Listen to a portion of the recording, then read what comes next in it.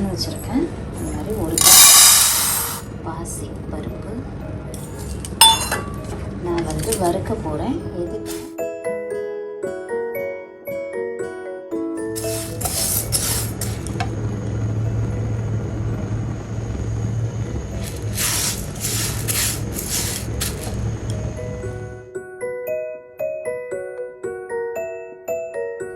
இப்போது இந்த பாசிப்பருப்பு நம்ம நல்லா வறுத்து ரெடியாக வச்சுருக்கோம். கொஞ்சம் ஆறுன அப்புறம் நம்ம இதை பவுட்ரு பண்ணிடலாம்.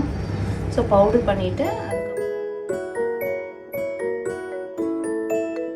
நம்ம அரைச்ச பாசிப்பருப்பு பவுட்ரை நான் எடுத்துடுறேன். மிக்சியில் தான் பவுட்ரு பண்ணேன். ஸோ இப்போ இதை மிக்சிலேருந்து எடுத்து கொஞ்சம் ஜலிச்சுக்கலாம் நம்ம. ஏன்னா அதில் சின்ன சின்ன கட்டி கிட்டி கிடக்கும். ஸோ அதனால் ஜலிச்சுக்கிறேன். ஜலிச்சுட்டு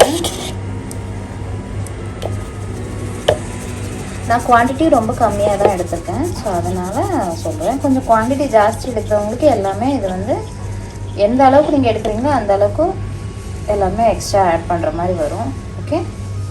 ஸோ இப்போ இது ஜலிச்சாச்சு. இங்கே பாருங்கள். இப்போது இதில் சுகரும் இப்போ 1 கப் நான் 250 கிராம் பாசிப்பருப்பு எடுத்து வறுத்து பவுடர் பண்ணி இந்த மாதிரி தனியாக எடுத்து வச்சுருக்கேன்.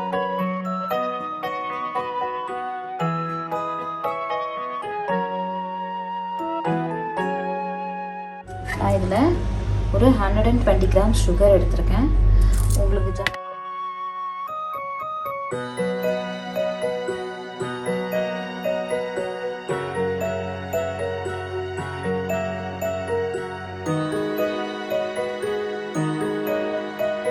பொடி வந்து நான் இந்த சுகர் கூட போட்டு நான் பொடிச்சிடுறேன். ஏன்னா அந்த இன்னும் இதில் கொஞ்சம் திப்பி திப்பி இருக்குது. ஸோ அதனால் இந்த சுகரோட பொடிக்கும் போது என்ன ஆகும்னா அந்த சுகர்லேயே அதுவும் பொடிஞ்சு நல்லா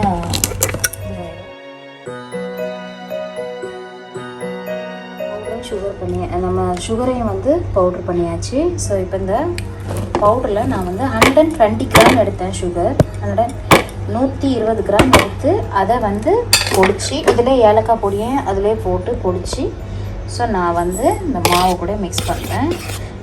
இதுக்கு இன்னொன்று என்னென்னா சுகர் போட்டதுக்கப்புறம் பால் பவுடர் 3/4 கப் எடுத்து 150 கிராம் வந்து பால் பவுடர் எடுத்திருக்கேன். ஸோ இந்த பால் பவுடரை நான் இதில் கலந்துடுறேன். இது வந்து இந்த பாசிப்பருப்பு லட்டுக்கும் நல்லாயிருக்கும்.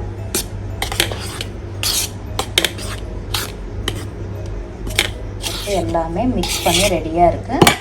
ஸோ இப்போ நான் இதுக்கு யூஸ் பண்ண போகிற நெய் எப்பவும் போல தான் அமுல் நெய் தான். இதை கொஞ்சம் ஹீட் பண்ணி நான் இதில் அந்த சூடு பண்ணி இதில் போட்டு கொஞ்சம் கொஞ்சமாக சூட்லேயே பிடிச்சிடலாம் அந்த உருண்டையை.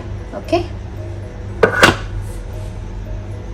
நெய் வந்து ஒரு 100 கிராம் எடுத்திருக்கேன். 100லேருந்து 150 கிராம் எடுத்திருக்கேன். மெஷர்மெண்ட் படி நான் எடுத்திருக்கேன். ஸோ நம்மளுக்கு தேவைன்னா நான் நெய் ஹீட் பண்ண வச்சுருக்கேன். நல்லா சூடாகட்டும். நம்மளுடைய பவுடர் ரெடியாக வச்சுருக்கேன்.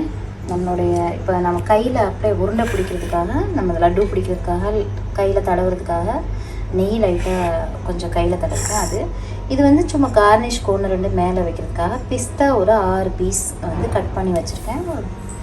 அப்புறம் வந்து நெய் வந்து நல்லா சூடாகி ரெடியாக இருக்குங்க பாருங்கள். ஸோ இந்த நெய்யை ஊற்றி தான் இப்போ நம்ம இந்த உருண்டை பிடிக்க போகிறோம். ஸோ நான் மிக்ஸ் பண்ணுறேன்.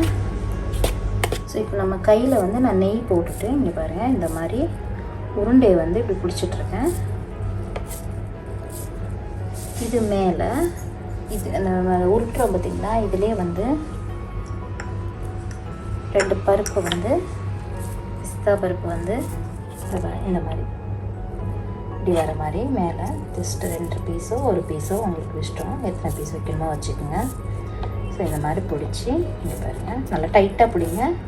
ஏன்னா அது நம்ம நெய் போட்டிருக்கிறதுனால சில நேரத்தில் வந்து அதிகமாக இருந்ததுன்னா அது பிரிகிறதுக்கும் வாய்ப்பு அதிகம். ஸோ அவ்வளோதான். இதை வந்து இப்போ நான் இங்கே வைக்கிறேன். இதே மாதிரி நான் எல்லா லட்டுவும் பிடிச்சிட்டு உங்களுக்கு காமிக்கிறேன். ஸோ நம்மளுடைய பாசிப்பருப்பு லட்டு ரெடி. இங்கே பாருங்கள் மொத்தம் எனக்கு 14 லட்டு வந்து